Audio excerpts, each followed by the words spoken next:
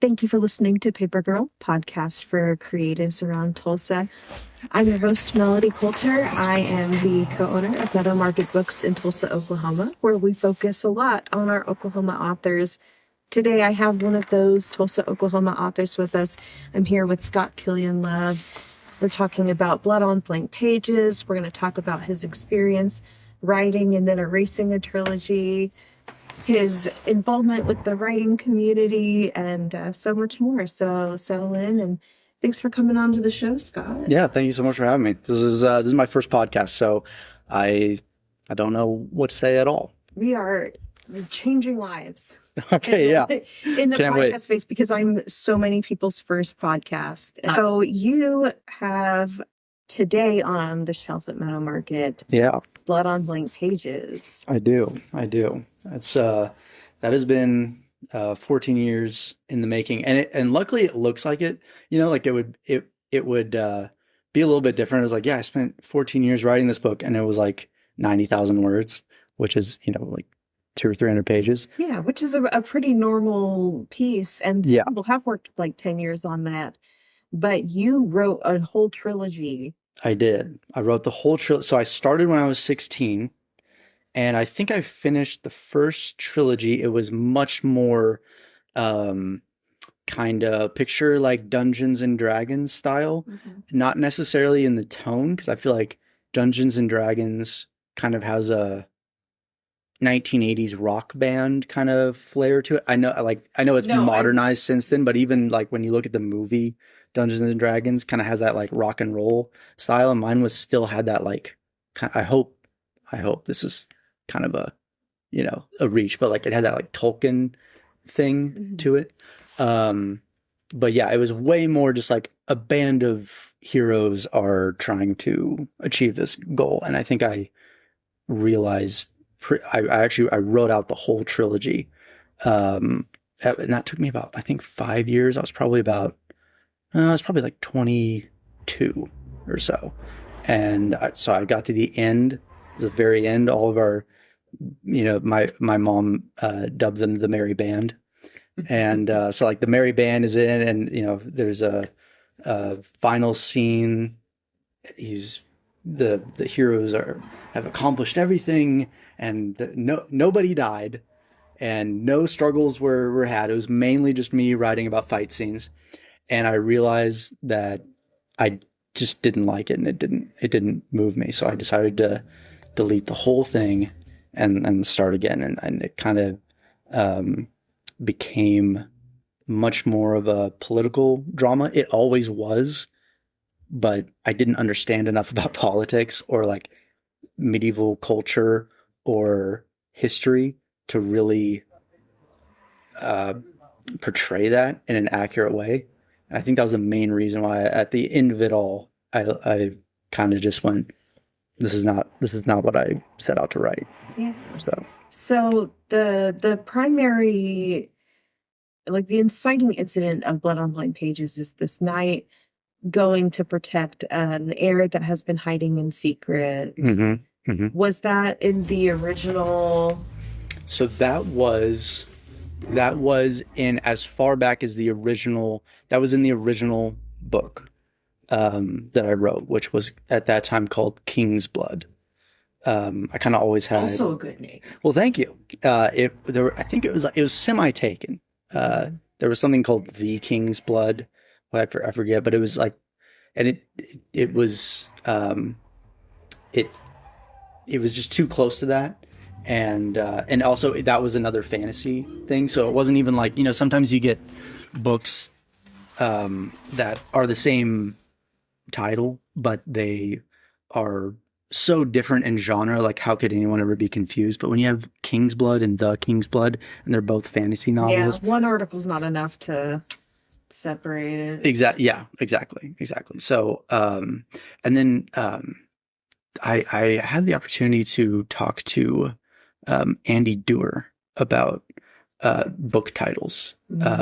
I was a student at TU in the law school, and our dean was just happened to be talking to the author, and she knew I was writing a book She would, when I was supposed to be studying for law, I was writing in my book, and so she knew that, and she pulled me in. Basically, she pulled me by the ear. Like I was not gonna. I was like hovering weirdly. I probably look like a middle schooler getting ready to try and like ask the girl the middle school dance or something. But I ended up talking to Anthony Doerr, great guy, talked to him about titles, because the title of his very famous book is All the Light We Cannot See. Mm-hmm. And so I was asking him what makes a good title?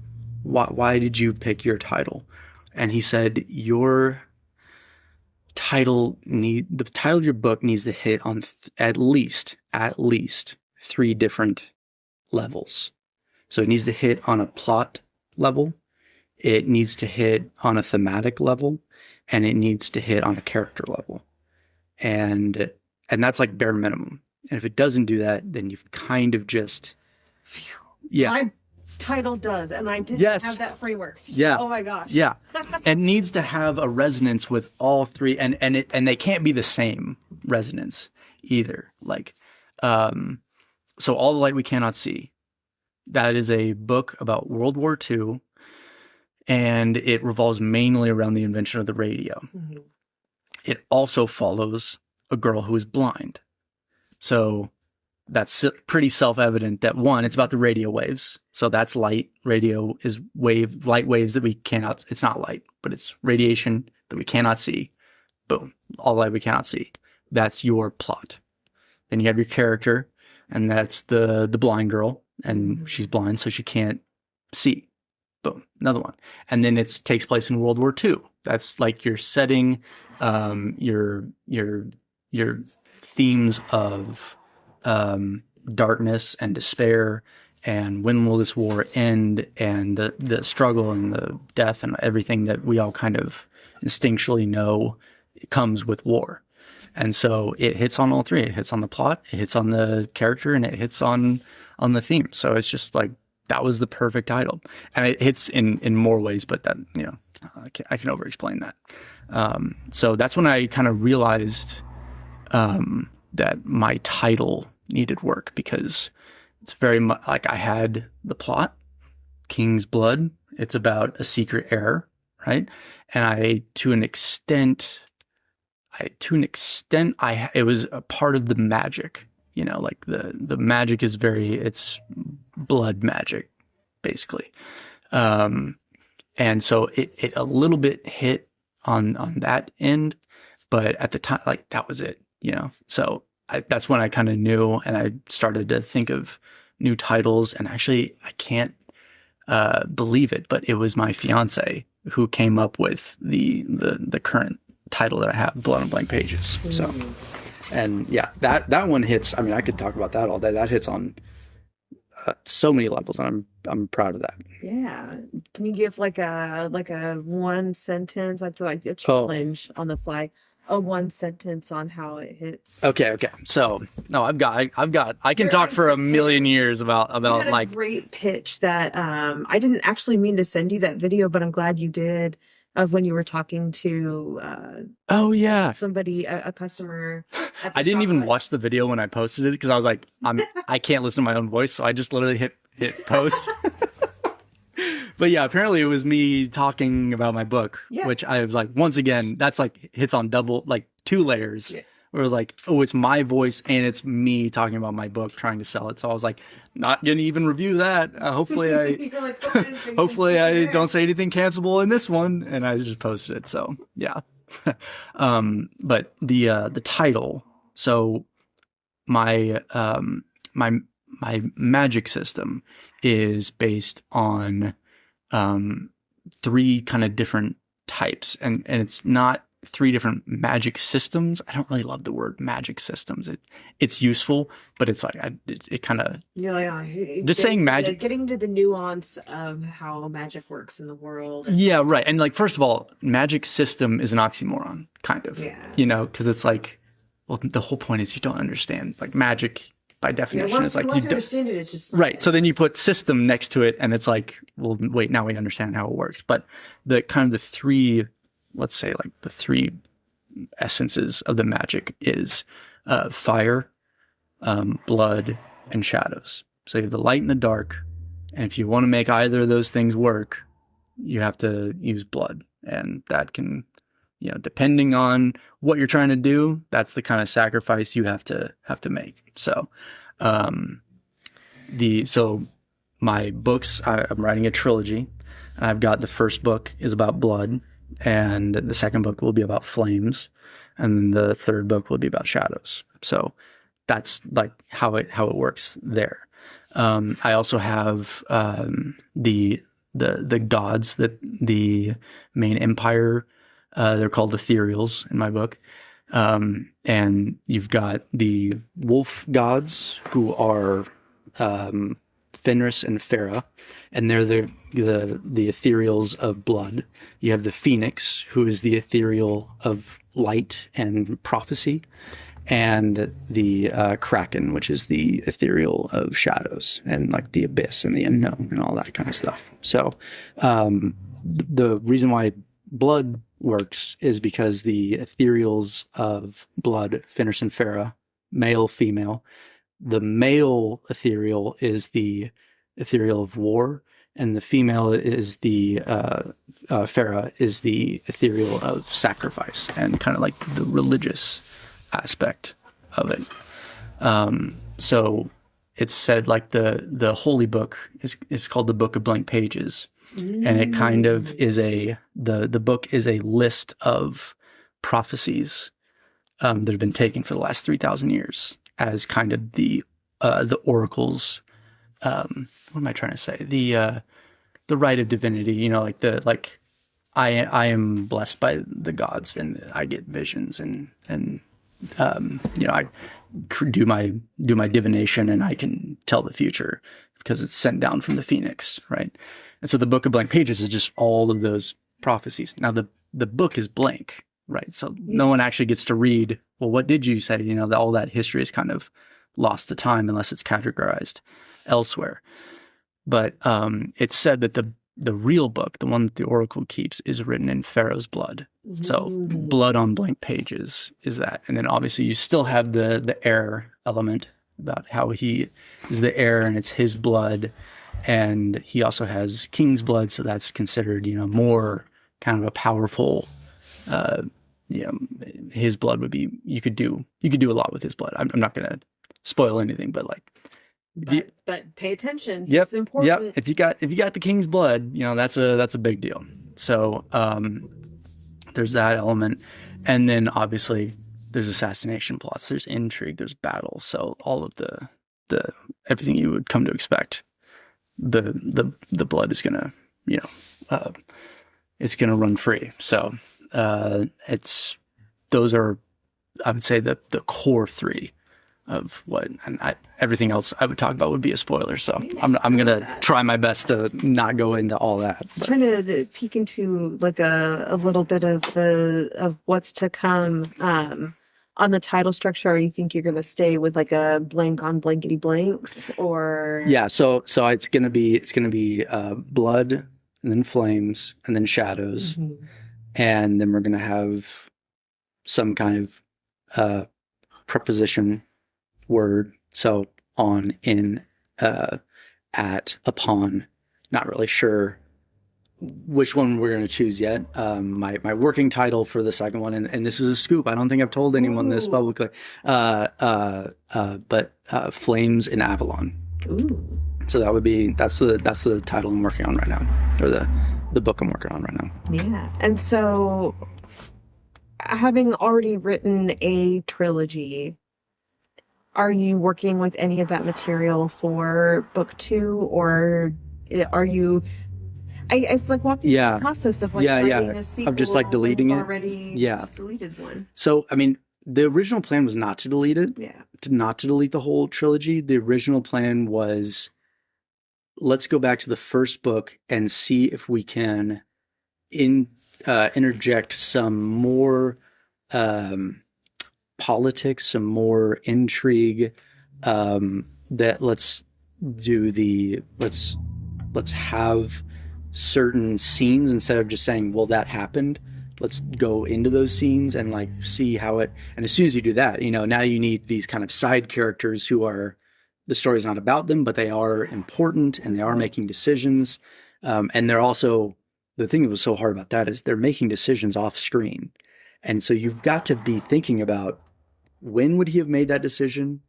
What spy would he have sent to find that information out? What's going through that character's mind, all while not writing a single sentence about it, and yet you still have to have it whenever whatever you are writing about, whenever that element comes to a head, is to be like, well, this is what was happening the whole time. Like, you better been categorizing that. You already know how to do it. And that's why, like writing tools like Scrivener and or even just very basic, like I write all my stuff in Google Docs. And so I have like character maps are written out in like tabs that I can then access. But yeah, like the process of keeping all of that like organized, because not only do you already need to know it, you can't just like have it floating in your head, because that's a surefire way to lose it. Especially when your book is like 272,000 words, Yeah. It's a little tight.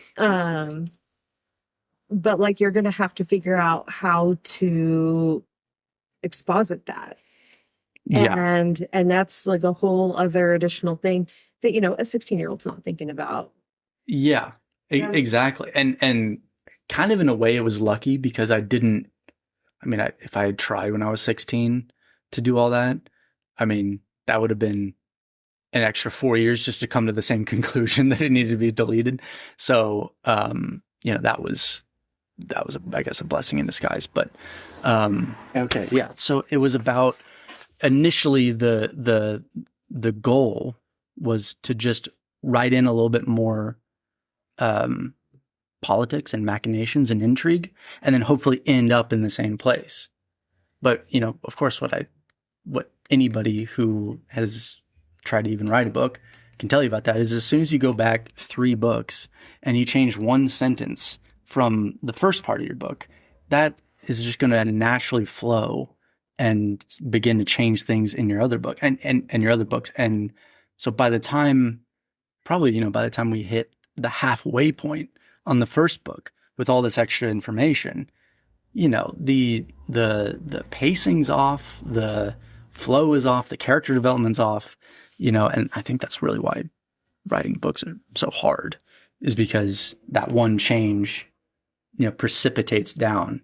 And so it basically made the rest of the book 1 nearly nonsensical, and then it made book 2 and book 3 almost entirely irrelevant. There's still going to be ghosts in there, but yeah, that's kind of what I found out. And actually, I think I was happy about it too, which tells me it was the right decision, because I think you found that you could do it. Yeah. But now you knew how to do it better, and the fact that it wasn't ending up in the same place meant, it's a move to rewrite.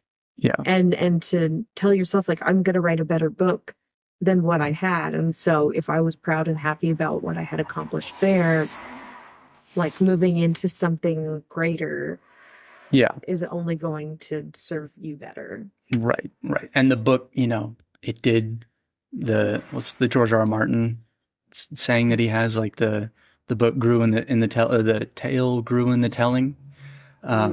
Yeah, and that's definitely what it did. But I was so happy that it did, because it just added so much more complexity, I think, certainly to the characters that were my perspective characters, but also to kind of these side characters who, in the first trilogy, the side characters were just literally props on a stage. They were just there to fill space.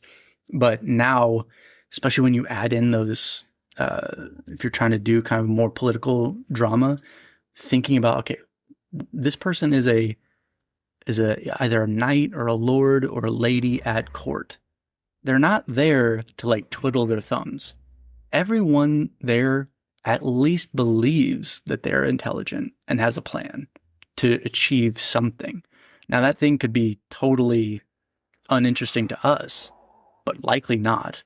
And also, even if they are there to chill out and like just relax and enjoy being like a rich person at court, what I learned in history is like even just maintaining that is a full-time job in of itself. So there really is no such thing when you're writing a political drama as a side, or there shouldn't be, as a side character who just has no plans at all, And that, I think, just added so much more complexity and really is what I'm proud of in my book. It's so freaking thrilling. Golly, there's like 1,000 things I want to just talk about. Go for it. Shotgun. Because when we did the signing at the shop, and just like the whole time I was like, oh man, like I want to chat with you more because I want to know more, but I also like want to save it to feel very like, to let the conversation flow. And I was thinking about this. Like I just wanted to put as much of myself in the series as possible. Because I think that's like the essence of like what it is to be an author. Of course, this is an author of one book, so I'm like not an expert on what the essence of being an author is. But to the extent that I like writing, I like expressing myself and putting things that I like into the book. So that could be, one of the characters is really into brewing beer. If he wasn't on an epic adventure to save the kingdom and the world, he'd probably be chilling at his house, at his monastery, like just making some beer and having all of his friends come over and try it, because that's what I like to do. I used to work at a brewery, Neff Brewing. Shout out. They don't sponsor me, but if you guys want to. But I do my best writing with a little, right. little sour next to me. Exactly. So I had that. I had a knowledge about brewing beer, and so that was something that I could put in myself. And it wasn't that. It's not just like surface level either. The journey of the character, it's the heir who's the beer brewer, but the kind of the journey that I wanted to tell of, the heir discovering that he is the heir to this kingdom and that so much responsibility has been thrust on him, kind of surprisingly so. That was something that was very near and dear to me, because I was working at a brewery and I was brewing beer with my buddies. And then one day my girlfriend told me that she was pregnant and I was making not enough money to have a baby. And so that precipitated this journey to go to law school and to really shift my life and how it worked, to eventually get to a place that I am right now, which is being able to provide for a family. And that was not that was in no way an easy road. It was fascinating, but it was totally different to what I was used to, which was like working a very standard 9 to 5, drinking a few beers with my friends on the weekends, and playing probably too much video games. And I think one of the most ironic parts is I was writing a book during that time too. And I'm pretty sure that even though my free time absolutely vanished during that time, I wrote more. And I think it was probably because there was more of myself to put into it. And so, yeah, as much as possible, if there's any like authors or trying to be authors, like put yourself into your books, because that's really kind of that's kind of the whole point. I think that's such a beautiful case for like getting out and experiencing things too. And yeah, I think I had this conversation a little bit with Dave, talking about the creation of art and like trying to remind yourself that you can't just like hang out at home and just Oh yeah. be, on your phone, or, as much as I love like TV and movies and even reading, like kind of instead of taking all that time to consume in a silo, go out and do things, Yeah. because the experiences that you have in your life are what color your art, and writing is an art. Yeah. And I just find it so fascinating that you turned a book that you wrote as a teenager, a story that began as you were a teenager, it has kind of turned a little bit into a fantasy retelling of your journey into fatherhood. It kind of like I'm shocked to say that, because I did not, when you set out to write something at 16 and you still see all the different weavings of that, but like the emotion behind it definitely shifted with that. So yeah, I think I wrote in my acknowledgments to my daughter, I was like, I didn't know it at the time, but I was writing this for you. And so yeah, that's it's so precious. Look, I've got a 9 and a 10-year-old, and I put them in my acknowledgments because like it means the world to me to like they're too young to read my book. Oh yeah, no, yeah. But they have read the acknowledgments and like the reality that like telling stories, and I want them to see these kinds of things and know that they're capable of doing that. And what you've written is not just a story to share with the world, but something that is very personal to you. And I just think it's cool. No one else could have written Blood on Blank Pages, because no one else was Scott working at a brewery, finding out that he's about to have a ton more responsibility, and then taking on more responsibility in like a really big way. Because like that's something I wanted to talk about too, was just the fact that you were writing this and then you went to law school. Yeah. So I want to know more about the journey of writing a book while studying law.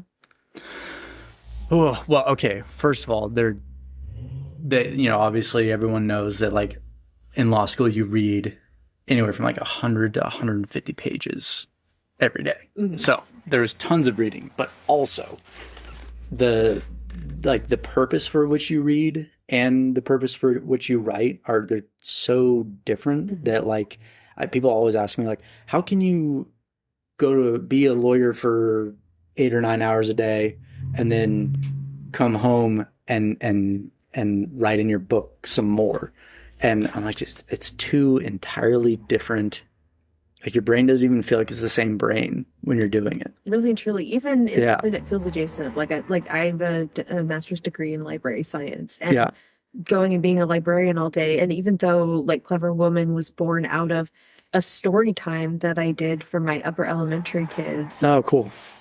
Even going and writing that story was so different from anything I was doing all day. Yeah. And just, It's like it's not like, oh, I already did my typey types for the day, like when it totally matters like what your headspace is whenever you're writing, even writing different scenes. It doesn't feel like I'm doing more writing. It just feels like, okay, well, this is a new thing I've started. I was just got done writing a short story for an anthology thing that I'm doing, and whenever I like jumped back in after I finished it to start writing, I was like, am I tired? No, I'm not. Like, I'm not tired at all. Let's keep going. Well, because you're very much like the mechanics of writing a story. Like, the worst part is like, oh, my fingies might get a little. Yeah. Trust me, it's mostly me just sitting there staring at my screen. So my fingers, it's not they're not tired. Yeah, they're not tired at all. It's mostly just me going like, I wonder. It doesn't exhaust your brain in as much as people would think it would. No, I would say the only time, one, I don't have enough time for it to exhaust my brain. I get about 30 minutes of writing done, like sometimes on lunch if I'm lucky. And then after work, maybe a little bit if we've got a babysitter, and then a little bit again as I'm putting my daughter down for bed, kind of stay with her and kind of rub her back and also like type with one hand. So those are like my 3 times a day, if I'm lucky, that I get to do that. So it's never really a matter. That's never been something that I've dealt with. There was one time during spring break, I didn't go anywhere. It was during law school, and I probably should have been studying, but instead, I think my daughter was off to her grandparents for the week or something, and I did 8 hours a day. I got the full, this is what it's like to be a full-time author. You get up, this is your job I edited the last, whatever it was, 150 pages of my book that week. And that was the first time ever I was like, oh, I could see how this would be exhausting. I get it now, but I never actually got that feeling. I was just like a little glimpse into if it was every week, always like this, I can begin to see it. Sometimes I'm like, oh, it'd be so nice to be a full-time writer. And then like hearing other people express that feeling about it, because like now I have almost the opportunity, right? Like I'm hanging out in the bookstore all day. Yeah. And it feels almost like anytime that it's like a secret money-making hack. Try to write your book while running your store, which is what you depend on for income. Yeah. And people will flock in. Yeah. You'll be so busy that you won't write a word. Yeah. That's why I always bring my laptop to book signings and to as soon as you go out, to do it, there's a line. Oh Wow. my gosh, I will sign your book. Yeah. I just over here trying to write, but it's cool. It's totally fine. Yeah. But the idea of not doing it full time almost makes it feel like a treat, which makes it feel more joyful. I'm not writing because I have to, because this is my full-time thing. I'm writing because I have a story to tell and I want to tell it and I've got some time to do it. And taking the time to write, while I'm hanging out with my kid, or go to a coffee shop and, hammer out a few thousand words while I'm eating a cookie it feels so luxurious. And obviously being a full-time writer would not be like that. No. And so there's a good mix of it's going to take a little longer than somebody who has the ability to write for 8 hours a day. But I still love doing it. Yeah. Years later. That's the thing for me. I love being a lawyer. I am just, I'm a new lawyer, so I'm just now starting to kind of see the schedule, see the working with clients, working on cases. But where was I going with that? What were we talking about? The time that it takes, or when you have 2 passions, that's I think hold on. Before I just start giving opinions, I don't really think. So I have two passions in that I love being a lawyer and I love being an author. And so would I like to be a full-time author and go the Brandon Sanderson route? I mean, of course, that's a dream. But I also think about one of my other favorite authors, John Grisham, and how he was, I think it was not until about 10 years ago or something that he ended up not taking cases anymore because he loved to do the writing and he loved to do the law. So I think that's really where I'm going to come down. Obviously, it'd be wonderful to do the 8-hour-a-day writing thing. That would be fun. But, it's always the question, does your passion become your job or does your job become your passion? And then if you start doing your passion as a job, does that make it so that you're doing your passion all the time, or does that just make your passion your job? I don't really know. And I think it really depends. Yeah. And it's trying to find that balance. It's like a big work-life balance kind of vibe. And I think that's what made the library a little hard for me was that I was very, very passionate about the library to a point where I brought that work home with me. Yeah. And, it was a passionate, like, education advocacy too. Yeah. Like, part of the teachers union and on the bargaining team. Yeah. And so I was never really letting myself be off. And then that kind of like made it not fun to be there. It also didn't help that like half the time I wasn't doing my passion. I was doing other stuff. Like admin, not related to doing library work. Yeah. So even like the admin of library work is very enjoyable to me. Okay. Which is nice because there's a lot of that admin work translates into bookstore. And so I can like do that, but I don't have to like also substitute teach or do lunch duty or call and kids' parents. Right. And so, that's where I'm hopeful that the joy of running the bookstore will still survive. So now that Blood on Blank Pages is out, you're doing the balancing act that Dave is also in. Yeah. Of parenting, because Dave is a dad. Yeah. I just texted him before I came over here. I was like, "How's dad life? Has that? Are you loving it? Are you loving it? Or is it? I think it's like, was it a week ago? The days run together. Yeah. I know. Last Sunday was supposed to be baby day. Yeah. I don't think I really realized until we got home from the hospital, like, oh, it just keeps, They do just keep They crying. do just keep crying until you do something about it. And then that's, you're maxing out at 3 hours, maximum. And I think by day 3, so he's hit that threshold. So he's in the full, like. He's in dad trenches. Yeah. I have never been that tired my whole life. And I didn't realize that you genuinely do, like, your brain stops working. I always thought that was like, oh, well, you're just kind of sleepy. No. You forget stuff. Like, you start leaving your keys in the refrigerator kind of stuff. And, like, literally. And I have bad news. It doesn't. It doesn't. No. But my youngest is 9, and I legitimately put the coffee creamer in where we keep our water glasses last week.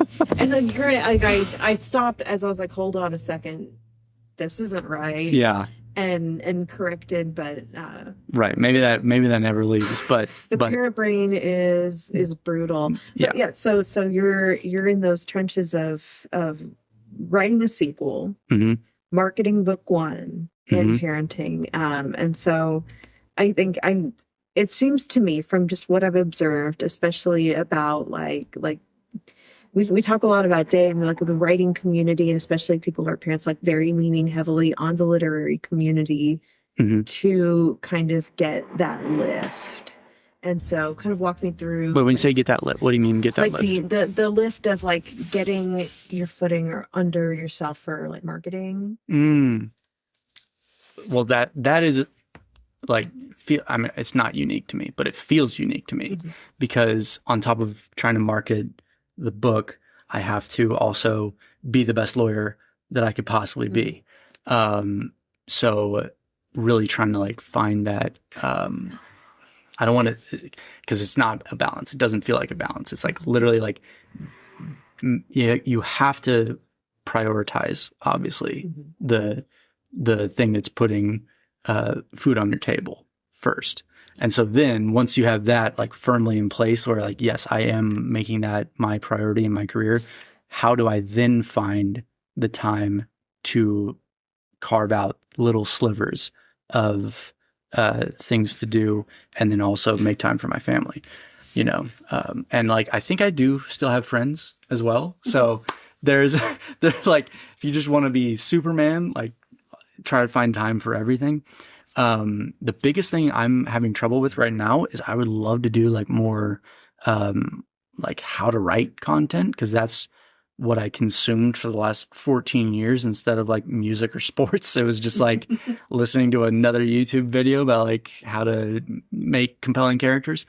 And so, yeah, trying to find that time is, I mean, it's impossible because you'll never feel like you've made that like you've done enough. For me, it's the trying to make the how-to videos. I feel like that's my one thing that I can like really, like, no, I'm an expert in this. And you kind of like look around, make sure like I know about this. I'm an expert in it. I've been doing this for 14 years. You got to like discard the imposter syndrome. But, yeah, you got to be, this is just what everyone's told me. This is not what I have myself done. You have to be like present, making, content. And it was a author, K.R. House. She said, in order to be rewarded by the algorithm gods, you have to make content that keeps people on the app that they are running. They like that is the goal. And it's like maybe like, that you put it in a gross way. Yeah, it's gross. I don't like social media or like being on it. That's why I'm an author. I like my little like dark corner, and then I like typing on my thing and then having everyone else read it and they go, wow, isn't he talented? Like that's you like to be on stage. You can do the stage thing. So like that probably means that. But 9 times out of 10, unless I'm paying, like we pay an improv coach, and so whenever he gives feedback, I'm like, I want that feedback. When I'm in class, I want feedback. Yeah. But when I'm performing, I only want to hear, wow, you're so talented. So funny. Yeah. Good job. And if you have any feedback for me, just file it in the garbage. Yeah, let me put on my headphones. I don't want to hear it. Right. I don't want to hear your criticisms. The only person that I want to criticize me or provide feedback is my improv coach. And only when I have asked him for it. Yeah. Other than that, I want him to also say, wow, you're so talented and funny. Good job. Yeah. So, yeah, trying to, I was going to say something about not wanting the credit. Yeah. Like, I don't want me to be out there. I feel like yourself, it's so much more personal. And I know. And it's already so daunting because writing a book is already so vulnerable. Right. And I know, like, also, I just want to acknowledge, I was like, ooh, putting yourself out there, gross. And then I like, that kind of counteracts my entire point about like putting yourself into your books. But like, it's how, it's so different. Like, if it's you, like, I don't know. First of all, I hate the sound of my own voice. I hate my little manual. Like, I'm going to watch this and be like, oh, what is he doing with his hands the whole time? Does he have hands? Yeah. Has he ever seen hands? But yeah, the doing the videos thing, I think is the most daunting thing about being an author is like, you kind of do sign up to be a content creator at the same time in order to, and that's kind of like slightly an indictment, but at the same time, that is like how you get it out there. So that is the business. And, I was talking to another author who came by the shop today, and she was talking about the struggle of trying to query publishers and which I've done, and I did a little bit of that too. And I was like, you know what? I just want to move on from this book. Like, I'm happy I wrote it. I want it out. I want it to be accessible to people. Yeah. But I want to be done with it. Right. And that was with this book. I mean, obviously there's not an agent on the planet who's going to take a debut like novel that's 272,000 words. There's so many reasons why you should not do a book it's this long. I only did it this way because I had to. Like, that was the story that I wanted to tell, and I signed up to tell, and that was the result. But there's like just so many mechanical reasons on what, like, literally the price of the book, like the size of the book that I did. When you get above 800 words, you have to put in like special spines so that the book doesn't fall out of, like, the pages don't fall out of the book in a year and a half. So, and so that like skyrockets your costs, so like just those little things that, like, had I known, would I have made the same choice? I probably would have, because I'm an idiot. Well, it's the story that you want to tell. Exactly. Like, that's the, And so all that to say that, we're talking about how difficult it is to break into traditional publishing, and how it feels really yucky to have to go to I self-published through Barnes and Noble Press, and a lot of folks, even on our shelves, self-published through Kindle Direct Publishing, and finding these smaller presses that you can self-publish or independently publish, or create your own imprint and all that. That it's really wonderful because it's given us the access to put our story in people's hands. You can publish a gigantic book and no one's going to stop you. And the only limitation is yourself and what you're willing to do. But at the same time, it creates so much different work. Because if you go in a fully traditional setting, and you have an agent, and you have a traditional publisher, and you have the marketing budget that a traditional publisher will put behind what they're trying to sell, because that benefits them. Right. That all of that is done for you, but to an extent. I mean, I think it's kind of changing nowadays, but it's still definitely, if you were to compare the two, you've got a structure for it. And so and even in traditional publishing, they're seeking more personality, something that you're not just marketing the book anymore, you're marketing people. And that's the way things are. And so there's these great trade-offs where if you can secure a deal, that's super awesome. And you've got a little bit of a team. But when you're independently publishing, and if you're trying to make your money back on it, you're signing up for so much more work and so much more putting yourself out there. Yeah. Which is very nerve-wracking. Which is the antithesis of what I want. I wanted the work to be the thing. Yeah. And then I did the work. Why do I have to also do more work? Yeah, right. And it's just not the kind of work that I wanted to do. But I'm trying to write book 2 over here. Right. Oh, I know. I every time I sit down and press record on my phone to try to make some content, I'm like, this is another paragraph I could have written, But at the same time, I recognize that it's important. And I think if you can view it as this is an extension of your art, this is an extension of your creativity, I think that's the best way to kind of view it mentally, because that's what I'm trying to get right now. I'm trying to get as focused on that as I am on writing, because I've got all these outlines for my book. I've got all these character charts and I've got a map, and I've got my glossary and all these different things that I have put. That's not writing either, outlining and making a map is not writing. And yet I do that freely because it will assist with getting the book done. And just in the same way, so does being present online. So unfortunately, Yeah, that's fine. That's what that'll do. We're honing in really close to an hour, but I did want to, my final question that I ask everybody, but I also wanted to circle back to Blood on Blank Pages, because you were telling this really fun story during your signing about a soccer coach. Oh yeah. So the inception for the original novel for King's Blood was when I was 16. I went on a hiking trip that I was not prepared for, both physically and maybe physically. I was like a 16-year-old boy. you can do anything.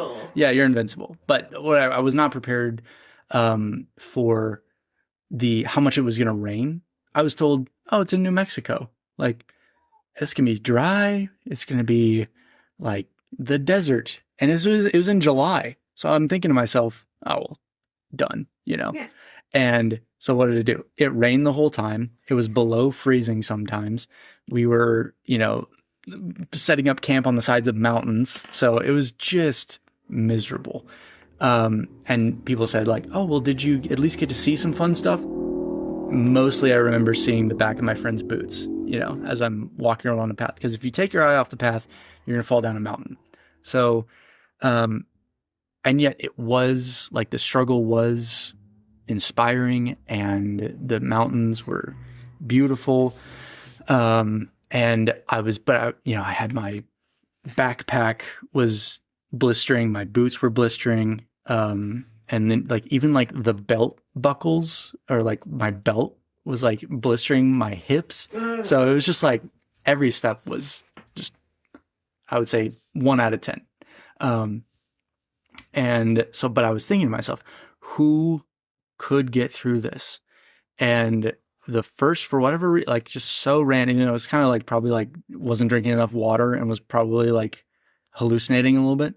But I was like, who could get through this? And for whatever reason, my sister's middle school soccer coach like popped into my head, and he's like this 6'4" Nigerian dude, like dreadlocks. He's got like the manliest beard. You know, his shoulders are like basketballs, you know, just like big, buff, in shape guy. And I was like, he could get through this. And then for whatever reason, like I just started thinking like these little stories of like me, who's, you know, the heir, and then this character Umelo, who is my sister's soccer coach, just like going through the mountains and like doing these little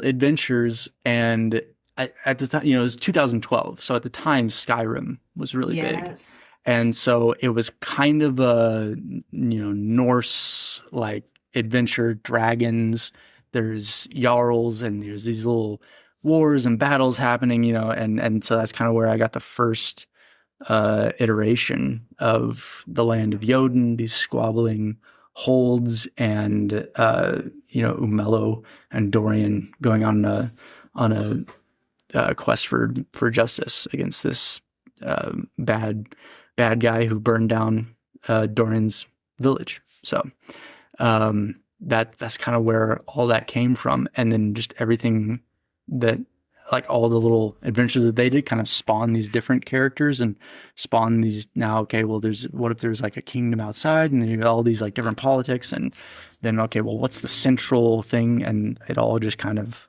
it came out there. And that was the first moment I was like, at the end of the trip, I was like, just try writing some of this stuff down. And I did.